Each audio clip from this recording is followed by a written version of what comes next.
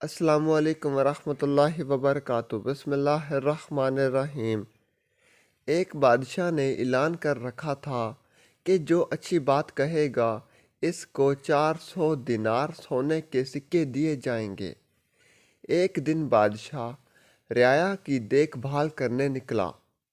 اس نے دیکھا ایک 90 سال کی بوڑھی عورت زیتون کے پودے لگا رہی ہے۔ بادشاہ نے کہا، تم 5-10 سال میں مر جاؤ گی اور یہ درخت 20 سال بعد پھل دیں گے، تو اتنی مشقت کرنے کا کیا فائدہ؟ بوڑھی عورت نے جواباً کہا، ہم نے پھل کھائے، وہ ہمارے بڑوں نے لگائے تھے، اور اب ہم لگا رہے ہیں تاکہ ہماری اولاد کھائے۔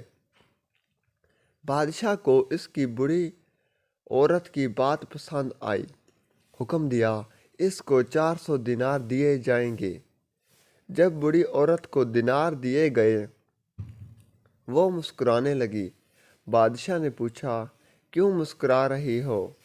بوڑھی عورت نے کہا، زیتون کے درختوں نے 20 سال بعد پھل دینا تھا، جبکہ میرا پھل ابھی مل گیا۔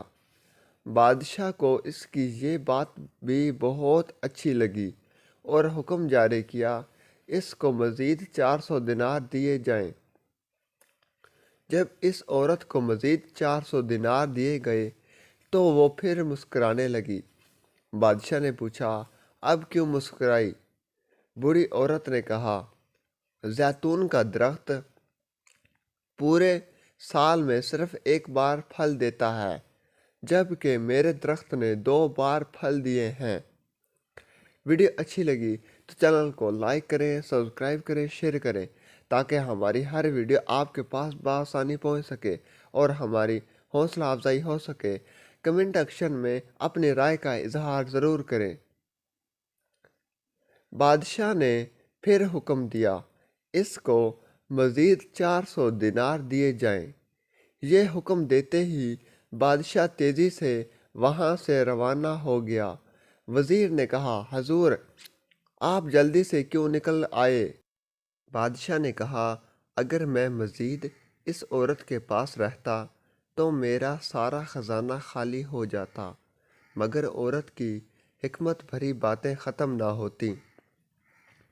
اچھی بات دل مول لیتی ہے، نرم رویہ دشمن کو دوست بنا دیتا ہے، حکمت بھرا جملہ بادشاہوں کو بھی قریب لے آتا ہے۔